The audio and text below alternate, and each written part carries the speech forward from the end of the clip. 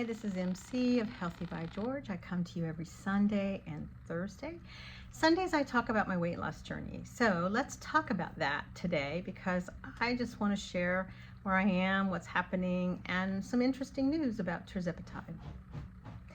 So on December 24th, Tirzepatide became the first drug approved for what's called obstructive sleep apnea. So this is a big problem for a lot of people, and mainly it's for people who are overweight, who have some kind of obstructive sleep apnea, and they have just now approved Tirzepatide, known by Mounjaro or Zepbound, for this problem. And this is a huge breakthrough because so many people struggle with sleep.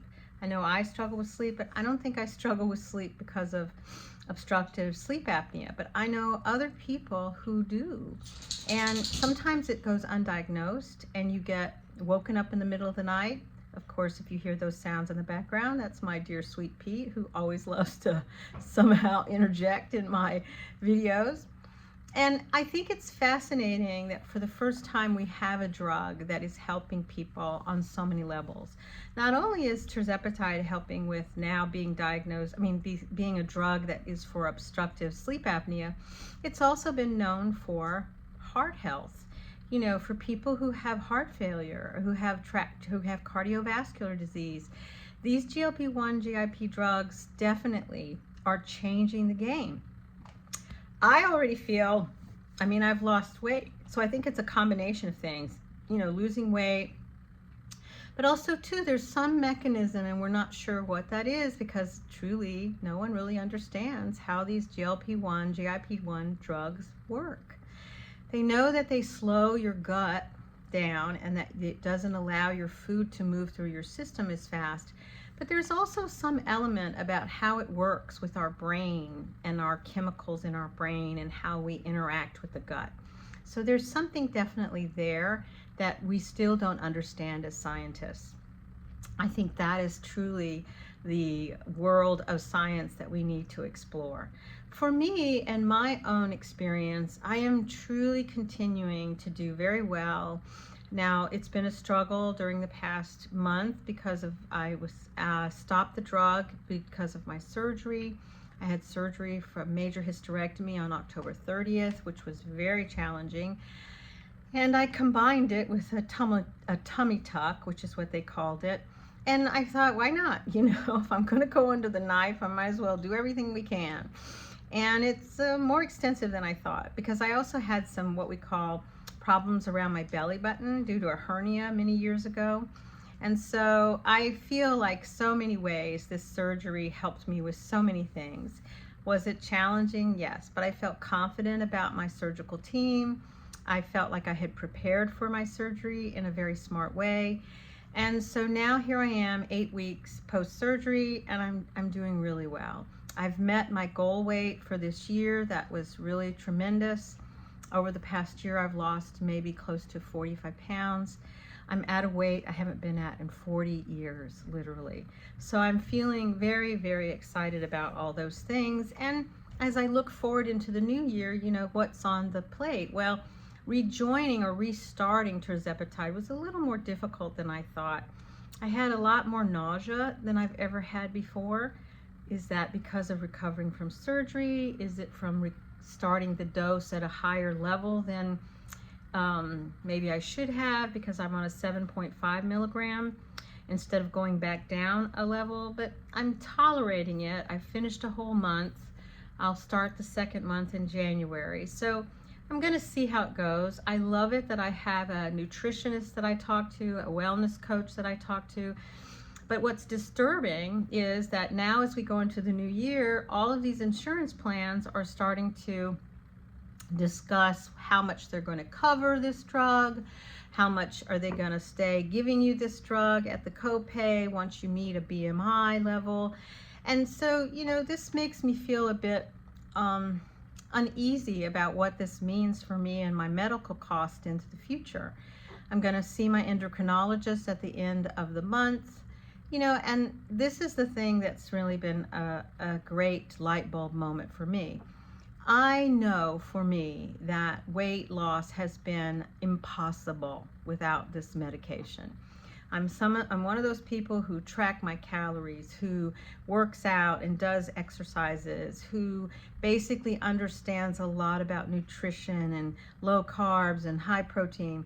I mean, I struggle to get the protein in, believe me. I do a lot of episodes looking for protein. It's a challenge.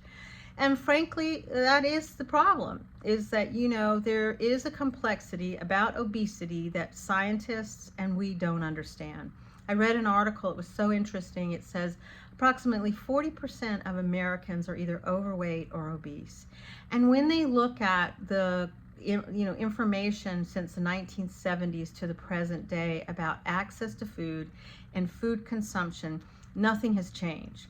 What has changed is the fact that people are becoming more overweight. So what does that mean? It must mean something either about the environment. Is there something about the foods and how we're packaging them, how we're using so many things in our environment that could potentially be toxic? Or are we eating too many highly processed foods that have things in them that don't allow us to really use the food that we are consuming in the best way? I think also too with our environment, we're not going outside as much as we used to. We're not being as active as we used to. So we do have to think about how much being on our phones, our computers, on our digital items, how much are we sitting all day? I know that I did an episode a while back about how sitting is deadly, and it truly is. So I think for me, when I think about the future in my next years, I think about my health goals. What do I want them to be? I already know it's about seeking more muscle. How can I seek more muscle and strength into the new year? What is the plan? And I think, understanding what my muscle to fat ratio is. So I'm going to go after that DEXA scan, which is going to be, I think, humbling, where the DEXA scan, if you don't remember, tells you what your white and brown fat is, what your muscle percentage is. It kind of gives you an understanding of what's beneath your skin. I'm a little scared of that. So I'm going to try and do that in the first quarter. Plus, I'm doing this wonderful massage for the area that I had the surgery on, that's a lymphatic drainage. And man, I was so shocked when she kind of showed me with my hand where my lymph nodes are and literally how swollen they still are. So I really relate that I'm still in recovery from that major surgery that I had in late October. And even though I feel better and I feel energetic, my body is still recovering. I didn't realize just what a major impact that surgery was going to make on my body. So as we all look forward into the new year and we're thinking about how we can help ourselves, I think that the more we understand about how we interact with our environment, how are we decreasing the toxins that we're consuming, that means highly processed foods, can we change out some of the plastic containers? I know that's what I'm working to do, making more glass containers than plastic containers, and not heat up food in the microwave in a plastic container. Don't drink products, although there's nothing but tons of products around that have plastic containers. So I think we have to be more mindful and just be conscientious about how are we protecting our health as we get older. So be well, my friends. Let's welcome in this new year thriving and understanding more of how we need to interact with our environment, our food, our activity, and our mental health. I know for me, it is a mental health thing, right? So be well. Check me out here on YouTube every Sunday and Thursday, and please subscribe. I'd love to see you here. Be well and be safe, and let's live longer and healthier into our older years. Bye-bye.